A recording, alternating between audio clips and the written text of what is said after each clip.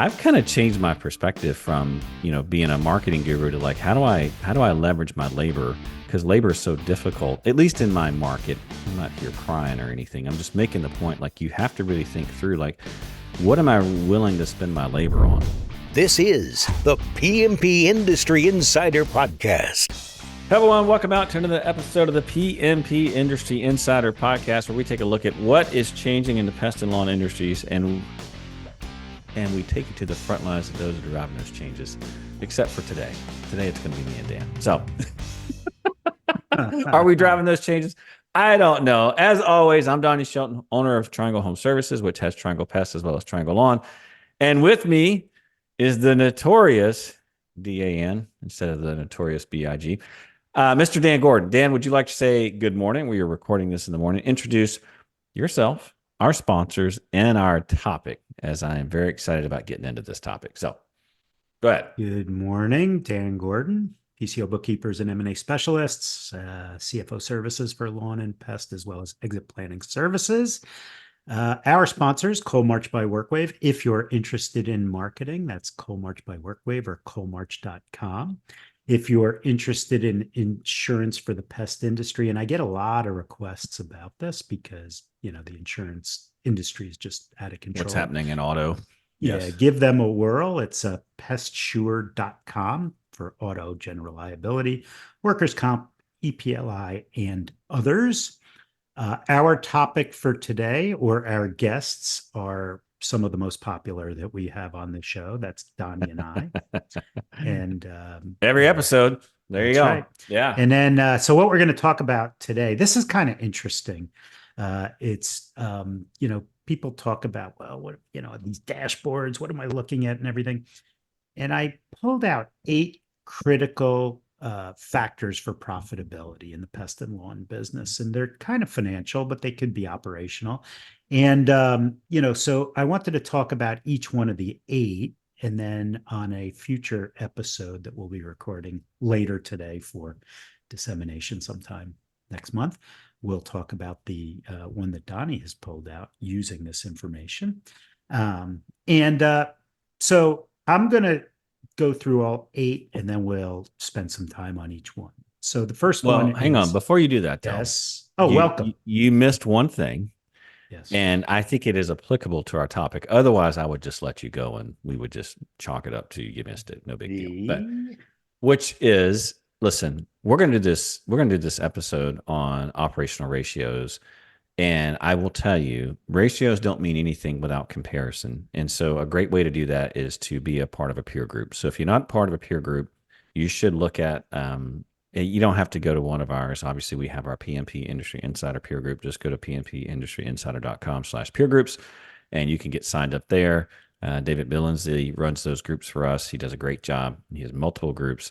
But my point is that when we get into these ratios that we're going to talk about, it is very interesting to see what other companies are doing and where they fall out on this, because it helps you pinpoint profit leaks in your business. And I would certainly recommend, it doesn't really matter what group you go to. The fact is that you go to a group and you can actually start looking at these ratios, because they will help you get better as a business. And so with that, Mr. Dan, operational ratios, let's do it. Brett, cut it here. All right, this guy came. Just let me. I'm going to pause for a second. All right. Yeah. All right, Dan, pick us up here.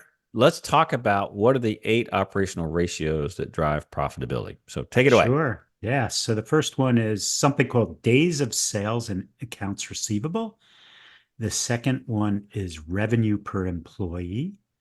The third one is revenue per technician. The fourth one is average revenue per customer on regularly scheduled services. Can you hear my dog in the background? No, you're fine. Okay. You're fine. All right. The other one is number of office people to production people. And then operational numbers are skip percentage, cancel percentage, and technician utilization. So let's go through them one by one. Okay. All right. days of sales in accounts receivable. So most people look at their accounts receivable and age them out, right? 30, 60, 90, 120 or whatever. And then they say, okay, well, I'm able to look at my 90-day column. And that is a good way of doing it. But a different way to look at it is, let's say that I do $100,000 a month, or my business does $1.2 million a year.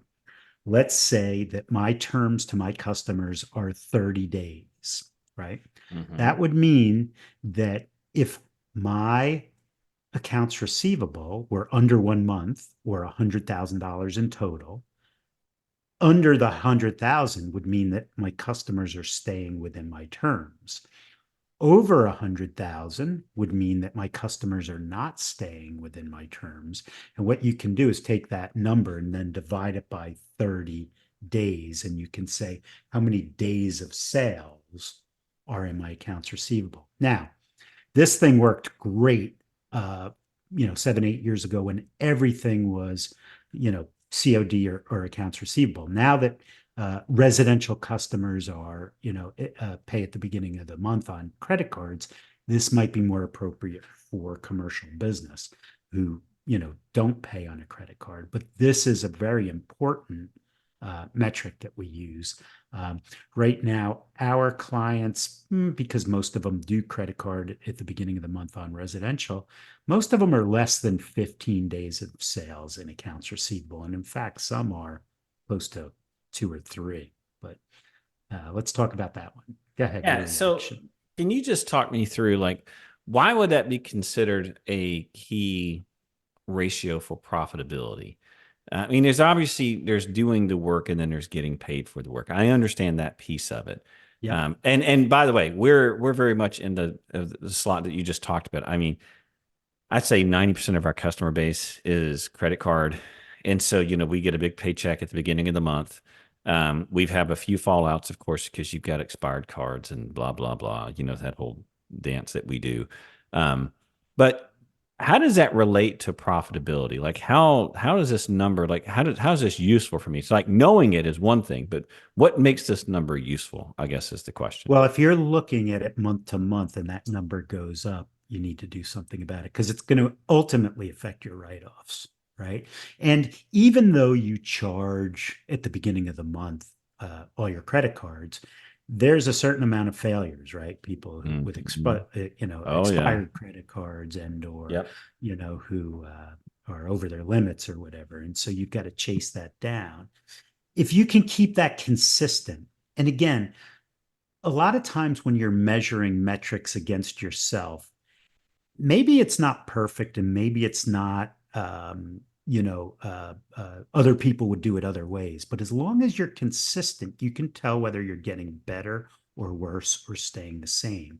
And so you've got to set the bar. Say, let's say that 20% of my business is commercial and 80% of it is residential. And of that 80%, 50% of the total is on credit cards. So you have 30% residential on, who have the opportunity to pay at service or send in a check or call in a credit card, and the other 20 is on commercial, right? So that said, what you're doing is you're cutting it down, but you're coming up with that number, and that number can be compared month over month, and you can run it during the middle of the month just to see how you're doing. Some people, depending on what software you use, they pre-bill their customers, and that number goes into their accounts receivable prior to billing. So this is a really, really good way of doing it. So what do you do? How do you calculate it? The way that you calculate it is you take your entire gross sales for last year, okay, and then divide it by 365. And that is your daily sales. Then take your accounts receivable balance and divide it by the daily sales. And that will give you the number of days in accounts receivable. Okay. So now you just heard the accountant's perspective as to why this is important. Now I'm going to give you the operator perspective. Not to say that one is right or one is better, but I think it's useful because it tells you your burn rate on cash. If you're living on what we used to call the curve, and which means like you're a really fast growing company and you're burning your cash and you're depending on sales coming in, specifically cash to fund payroll and to fund all the new sales and commissions and those types of things, you need to make sure that this system is tight. Because if you, for example, now your days in AR go, say, 45, and you're depending on that cash to pay payroll, now you've got a problem. So what I as mean by well as your vendors, right? Who correct. probably charge you 30 days, and then Yes. you get in hot water with them. That's exactly right. So the main thing here is that if you're going to live on the curve, which by the way, there's nothing wrong with that. I'm certainly not saying that as a negative because I did it for many years, and Most people do it. That's yeah, even no matter it's not a size thing. Some larger exactly. companies do it. Yeah. Yeah. So my point is if you live on the curve, you need to make sure that this system that you have in place of getting your cash back, like first of all, you know where you're at, because we in I think Dan knows this already, but we do a cash flow forecast that's 6 weeks out. And so I want to know at week 5, if I'm looking out, if I'm 5 weeks out and I look at my cash flow forecast and I'm like, oh gosh. And we actually look at this number. We look at like, what are we expecting to collect each week? And if I start getting behind on say week 2, guess what marketing is going to be in week 5? It's going to be less, right?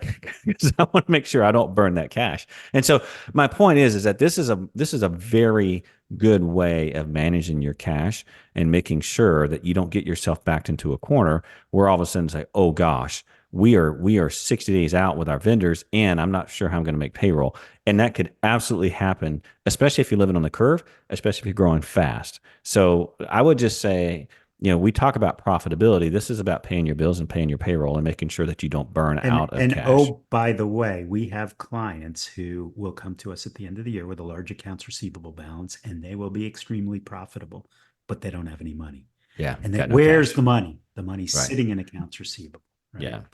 So that's why it's important to know this number. That's why it's important to track this number. Again, operator perspective, right? It's like if I'm going to live on the curve, I need to know where the cash is going to be, and I need to have pretty damn well good confidence that that number is going to come in where I need it to be. So, yep.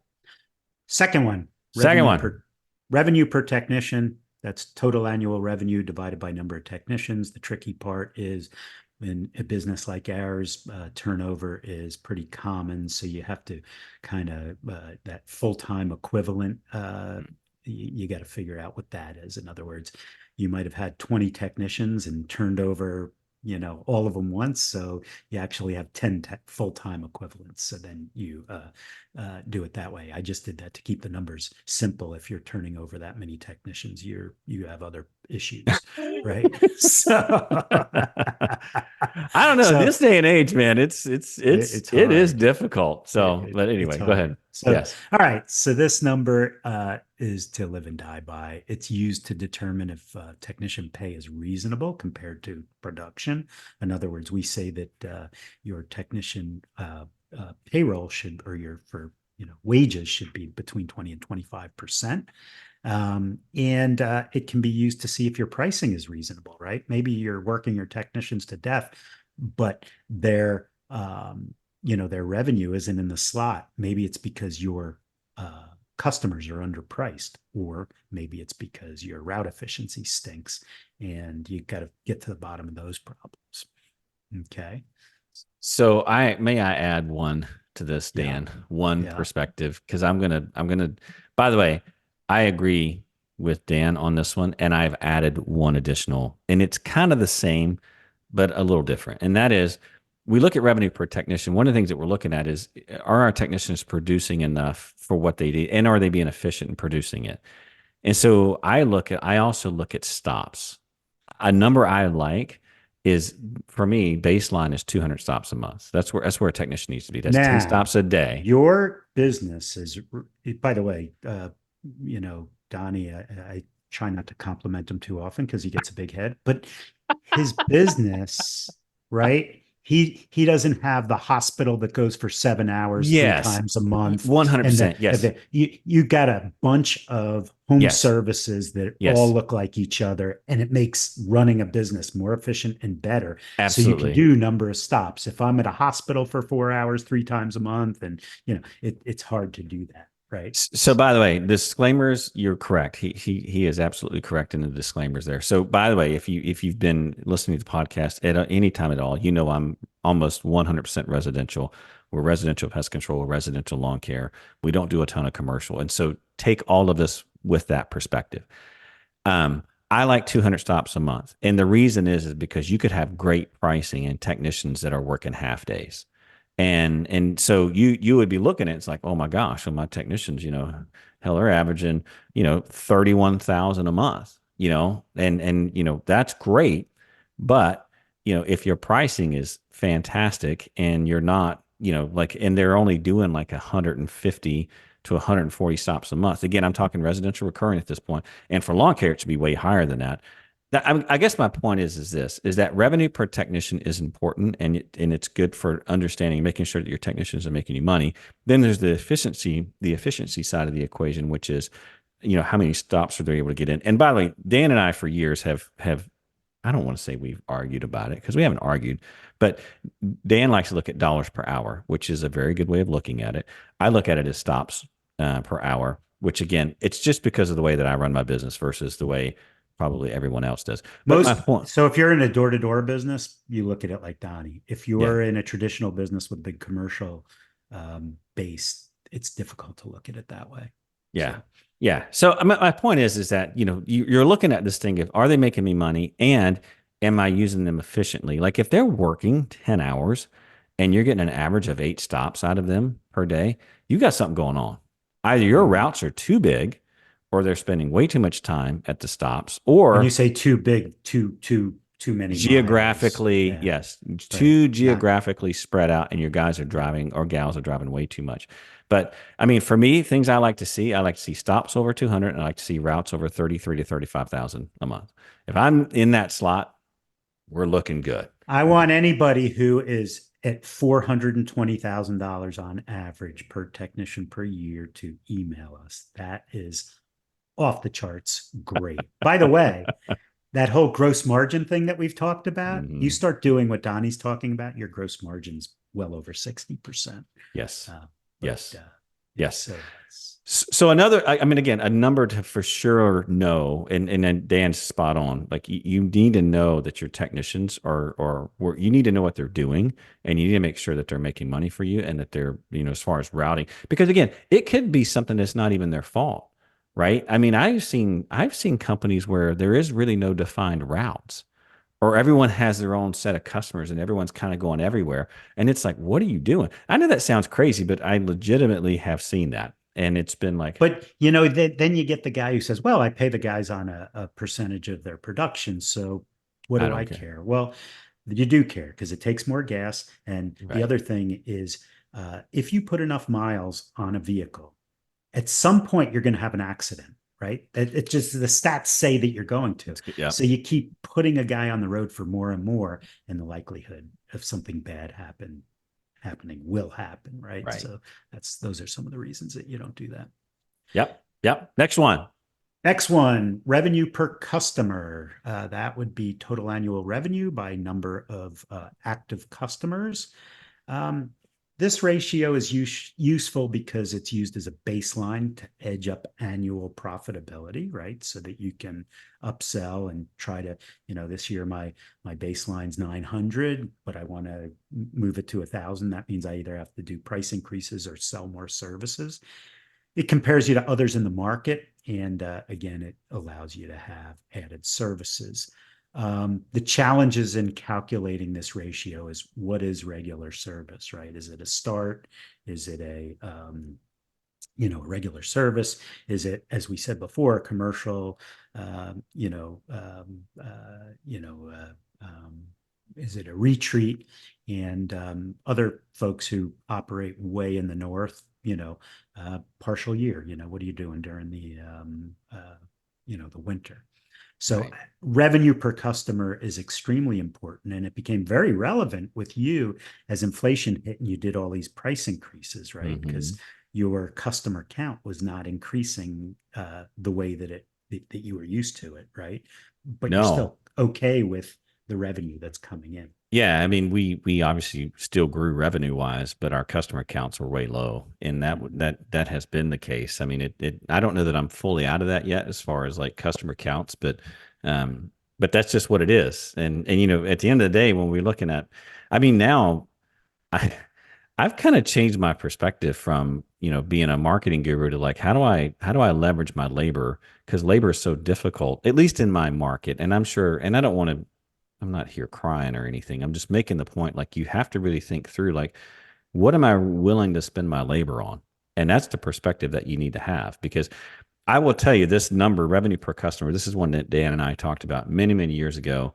And when I was early on in the industry and Dan and I were first getting together, um, we talked about this number a lot. And I remember, to what Dan says, figuring out, okay, what's regular service? You got so many people in, yada, yada. What he said at the beginning, which is, it doesn't really matter if you do this perfectly, just so long as you're consistent. Well, when I first got into the business, we did everything. We did commercial, we did restaurants, I mean, if you're willing to pay me, and hell, I would even say that sometimes, even if you were not willing to pay me, I was able to get the revenue, I would go and do it anyway. And I realized early on that the commercial work that I had sold, that I had made one fatal error. And that is, I would never, ever get my commercial to my average revenue per stop, or in this case, average revenue per customer, that I was doing on the residential side. And I don't know if you remember this, Dan, but I sold off our entire You commercial did. division. Yeah, Yeah. sold it off. Yeah. And people thought I was crazy. But the the genesis of that decision was the fact that I knew I would never get the revenue per customer in line, and it was always going to be a weight around our neck. And so that's what made me decide to go ahead and sell it. And so it is an important number to know. I think it's what makes it valuable from an operator perspective is that number going up annually, and if it's not, then why? And there are definitely things that you can do with that. I mean, is price increases is obviously one of them. But then also, how many times are we servicing? Do we need to do, are we buy, or was it, are we buy monthly? Are we quarterly? Or are we triannual? I mean, there's multiple things that you can do outside of price increases that can make that number go even higher. So very important number. By the way, the value of your company, whether you want to sell it or not sell it or whatever, is predicated on, you talk about that revenue. It's a multiple of revenue. It's really not, but it's a multiple of revenue.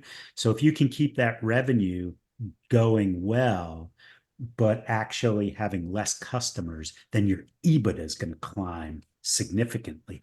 So that company, even though it doesn't have as many customers, but it has that tremendous revenue or revenue per customer, that company is going to be more valuable than the guy with lots and lots of customers who the revenue per customer is lower. Yep. All right, let's keep rolling. Right. Next one, office staff to production staff. This is often this is a real interesting one. And the reason I say to production staff or total number of field people, because some people have salespeople on the road, so it's not just technicians. I think that this one is really important, and it's kind of funny because if you have, we've got clients that are totally commercial. And when you look at their call counts, they're very low because the commercial people aren't as needy. You don't have all the new sales dialing in and whatnot. And so that's kind of interesting. But the reason it's useful is nothing decreases profits more than unneeded labor, right? So in other words, I can't tell you how many new clients we bring in and they say, what's the problem with our company? The problem is you're top heavy. Right. You got too many people in the office to people on the road. So you got to have the optimal number of office people, and it keeps the office people efficient. Okay. I'm going to say that this is probably the cardinal sin of most operators. I'm raising my hand when I say this. Okay. Here's what I see. Most pest control companies are started from operators, meaning that these folks that not all, some are started from sales organizations and some are started, other ways, but the vast majority, and I have no data on this, it's just my own experience, are started with someone who was a technician. They were a really good technician, eventually became licensed or whatever, and then they started their own company. And so these are folks who really understand the service side of the business. Like, they know it like the back of their hand. They know the critical numbers. They know what they should expect in terms of production out in the field. They know it when a technician's on point. They know it when a technician's off point because they've been there and they understand that side of the business extremely well. Then we get over to the office. And this is the part that they don't understand. And I'm going to tell you, people have a way of convoluting and complicating simple stuff to make you think that it takes, just some inordinate effort to make things happen in the office. Right. And it's criminal, right? And this happened to me. When I first came back to Triangle, we were running like 17 folks in the office. And I'm like, what in the world are we doing? Right. And it's like, well, we got to have this and we got to have this and we do audit here and we do that. And it's so how many technicians or how many people on the road when you had 17 in the office? Oh, I think we had something like at the time 55 to 60. What are we talking about? Three and a half to one. Right. Yeah. We could have been doing way better. And the fact of the matter is that people were not working as hard as I was told that they were. And so my point here is that you have to learn how to manage your office just like you would your technicians. And sometimes it's kind of slippery because number one, it's much more difficult to metric out what they're doing. With a technician, it's pretty straightforward. You show up, you do the stop, you either get a call back out of it, you don't. There's so much time I got there, and there's how many stops can I do in a day? And it's fairly simple to track what they're doing. When you have folks in the office who are doing two things, they're being a CSR in one call, and they're being a salesperson on the next call, and what do we count for this? And then it starts getting a little bit more difficult to ferret that stuff out. And so I will just say that when you talk about one of the biggest profit leaks that there is, here it is. You just got it. It's office staff to production staff, because I will tell you, you save one position in the office, 100% of that salary falls right to the bottom line. Is on the bottom line. Exactly. So remember our gross margin, gross margin doesn't count the office people, right? So we can have a high gross margin, but remember those fixed costs that get you to break even, you've just lowered those fixed costs by that amount and it falls right to the bottom line, just as Donnie said. Yep. So a big one there, I would say, out of all of our ones, I don't know, let me look through these, make sure I'm not missing that. Yeah, I would say this one is a big one. So what's as a residential business, what's your ratio? What do you think it should be? Yeah, I like 4-to-1 is what I like. Yeah. Like 4.5. Yeah. Well, as long as I'm 4-to-1, then I know I'm good. You know what I mean? Like I'm, and again, this whole thing of like how you figure this out, office staff to production staff, it's like, okay, so is AR in there? Yeah. Okay. Is our CSRs in there? Is inside sales in there? Like, there's things in here that you have to kind of figure out. And I would be careful in comparing numbers with other people, because I'm going to tell you right now, some people are like, oh, no. They're sales staff, even though they sit in the office. And there's family members. Yeah, exactly. So just like Dan said at the very beginning, and I shouldn't say it doesn't matter how you calculate it. It doesn't matter if it isn't perfect, so long as it's consistent. That's probably the best way of saying it. So, yeah. Okay. All right. Next one, number 6, skip percentage. Total number of customers who don't get service this month over total number of stops before the month starts. This ratio is useful because are you completing the work that you set out to complete? Is the customer skipping or canceling? And if they're always skipping, are they really a customer? And you ever add up the root values for all of the skips in a year and see how much money you aren't left making that you could have made? Yeah. Right. And that's the most concerning. So tell me about your skip policy and tell me what your metric that you shoot for other than 100%. So yeah, 0% skips. For us, okay, this is going to sound awful. Maybe not. There was a time in my life I could care less about skips, because when you're on monthly billing, as long as I'm getting paid, if a customer calls in and says, I don't want service this month, I'm like, okay. Sounds good to me. Right. This is awful, right? But I want to skip. Now, back when I was, we were not getting paid until we actually completed a service. This was a very big deal, right? Because it was like, oh my gosh, we've got contracted for 4 services at X dollars. I just missed one because the customer didn't want to do it. Or even worse, we somehow operationally screwed up and we didn't get to it in that month because we didn't have enough bandwidth. And so for me now, the main thing I'm looking at now is like, are we getting our routes completed? And I care about that because I don't want to get behind and I don't want to get caught in weather because bad weather never comes until the last 2 days of the month. That's you know what I mean? Like legitimately, like Right. you don't get the Right. bad storms that shuts everything down, right? And shuts the highway down until the last 2 days of the month. And so I like knowing that we are on track. And of course, if a customer cancels now, it's not, I'm not canceled. If they skip, it's not the end of the world because we're still going to get paid. But at the same time, what is that saying? What's that signaling for the customer? And in some cases, I mean, we will reschedule them. But for me, I just want to make sure out of all the opportunities that we have that we're actually taking because I will tell you, it would drive me batty crazy when we were sitting around selling accounts but not completing what we had. All we have to go out and do is run the stop. We don't have to sell it, right? All we got to do is just go out and show up and do the service. And so for us, I don't technically look at it as skip percentages. I look at it as route completion percentages.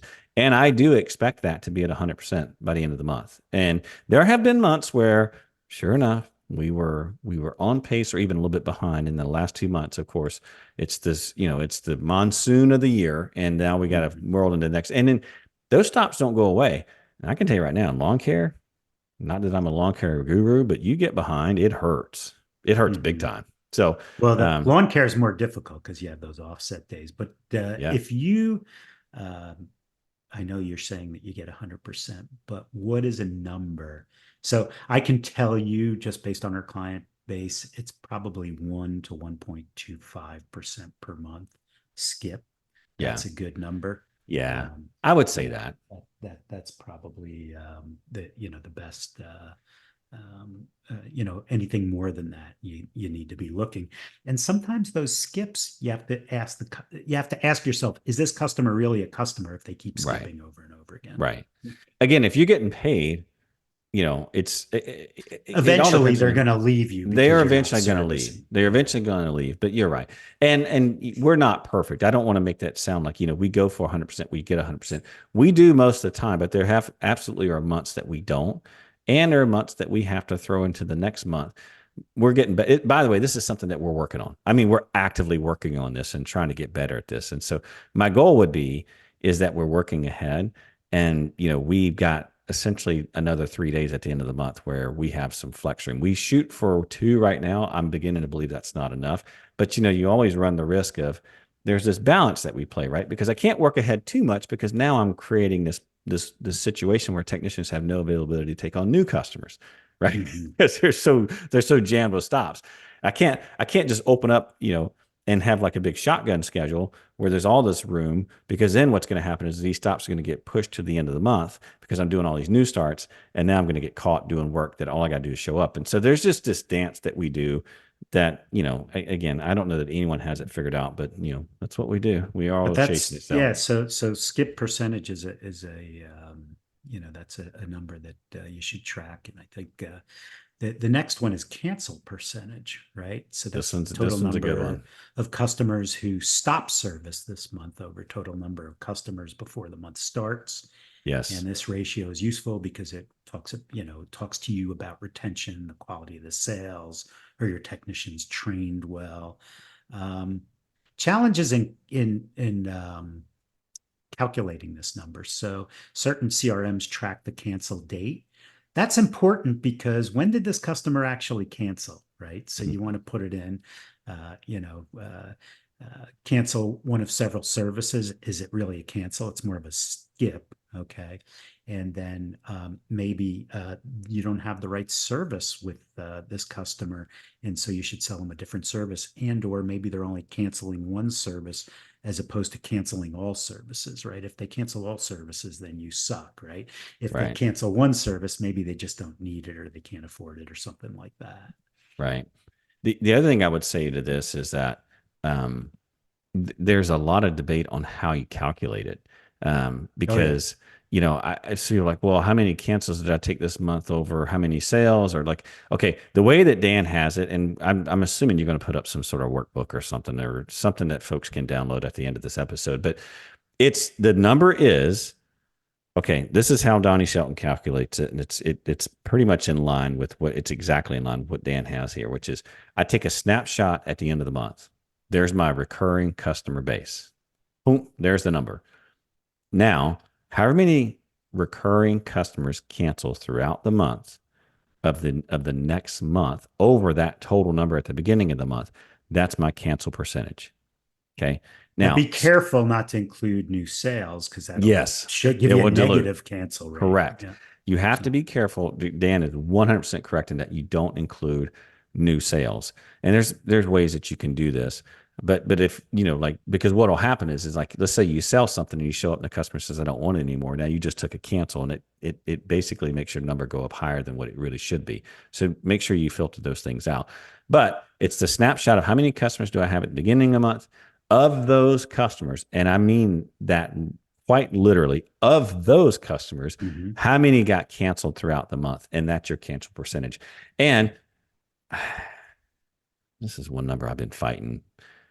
We're getting better at it. We had a real cancel issue at the end of the year last year. We've gotten the numbers back down. Let's talk about a good cancel percentage. Let's start with you there, Mr. Dan. What's a good cancel percentage? Residential pest control recurring. So I can tell you on these M&A deals that we do, sometimes there's attrition clauses, sometimes not. But when there's an attrition clause, they're usually 12 to 15% per year, which is usually like 1 to 1.25% per month. Mm-hmm. And then in the attrition clause would kick in. So I would say that if people are willing to buy your company off of those numbers, that's probably a good number to you want to beat that number so that you don't.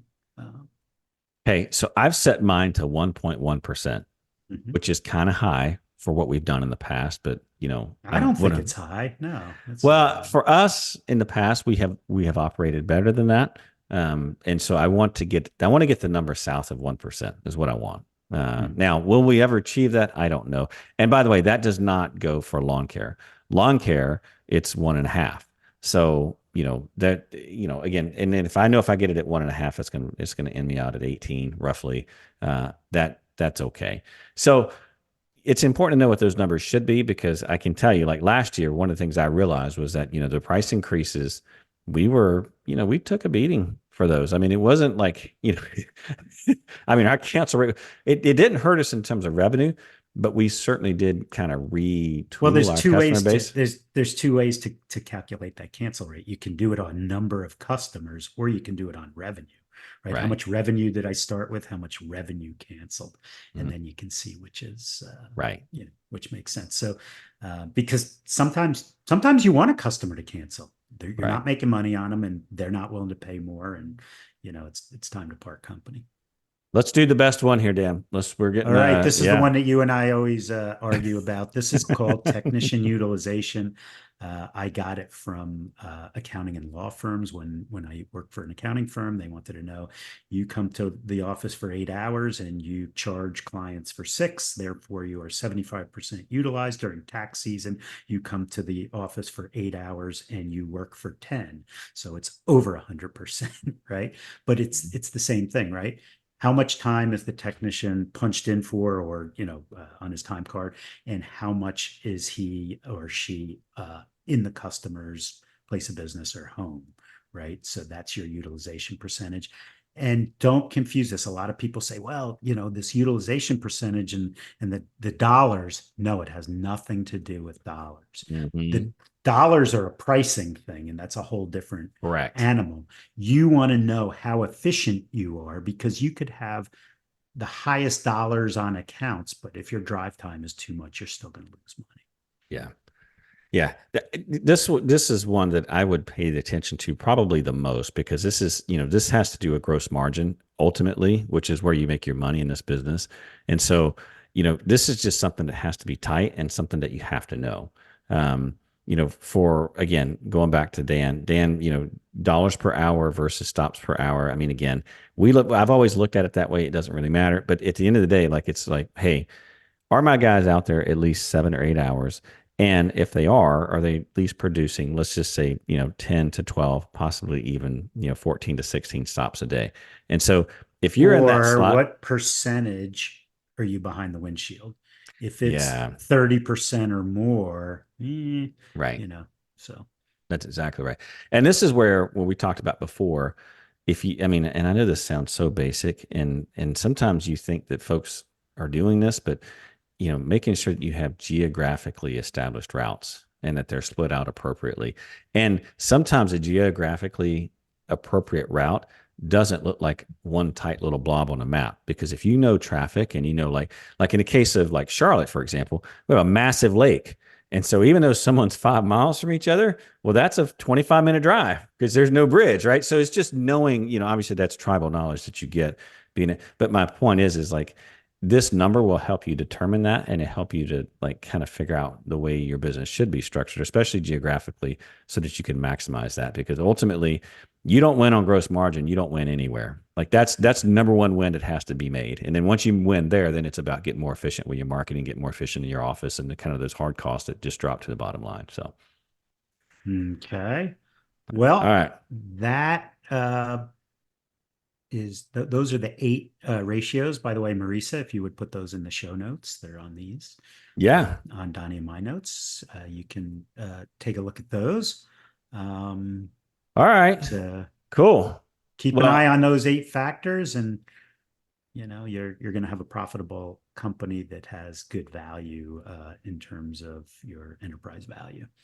And like I always say, just a reminder, all the resources and topics that we have and we talked about today are going to be available on the podcast website. Just go to pmpindustryinsider.com, take a look under show notes for this episode. We'll have these 8 factors up, as well as how to calculate them as well. And as always, if you enjoyed the show, we appreciate any positive vibes and reviews, specifically any platform that you use to consume the podcast. And if you've got complaints, concerns, just general complaining in general, we ask that you pass that on to Dan. And with that, we'll see you all next time. Take care. Take care. See you. Bye now.